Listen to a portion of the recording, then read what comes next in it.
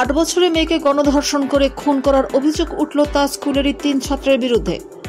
12-13 বছরের ওই 3 অভিযুক্তকে গ্রেপ্তার করেছে পুলিশ। তারা জেরার মুখে অপরাধ স্বীকার করেছে এবং জানিয়েছে মেয়েটিকে মেরে একটি খালে ফেলে দিয়েছে বলে। অন্ধ্রপ্রদেশের নান্দেলা জেলায় এই ঘটনায় এখনো মেয়েটির দেহ খুঁজে পাওয়া যায়নি। পুলিশ জানিয়েছে রবিবার থেকে খোঁজ মিলছিল না ক্লাস 3-র ওই ছাত্রীর। তার বাবা স্থানীয় থানায় গিয়ে মিসিং ডায়েরি লেখান। তিনি পুলিশকে বলেন মেয়ে বাড়ির কাছে মুচুমারি পার্কে খেলতে গিয়েছিল, সেখান থেকে আর বাড়ি ফেরেনি। অভিযোগ পেয়ে তল্লাশি অভিযান শুরু করে পুলিশ। সম্ভাব্য সমস্ত জায়গায় তল্লাশি চালায়, কিন্তু সন্ধান মেলেনি তার।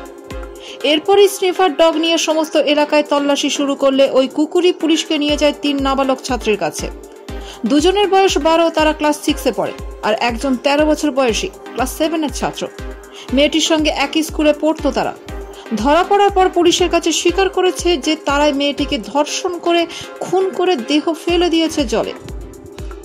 পুলিশ সূত্রে খবর, অভিযুক্তরা জানিয়েছে পার্কে মেয়েটিকে খেলতে দেখে তার সঙ্গে কথা বলে 3 জন। তারপর তাকে ভুলিয়ে ভালিয়ে নিয়ে যায় মুচুমারি ড্যামের কাছে একটি ফাঁকা জায়গায়।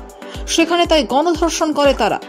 তারপরে মেয়েটিকে যদি তাদের নাম বলে দেয় সেই ভয়ে তাকে খুন করে পাশে একটি খালে ফেলে দেয় দেহ।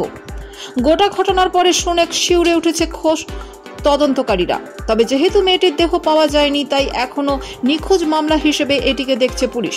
খুনের মামলা রুজু হয়নি।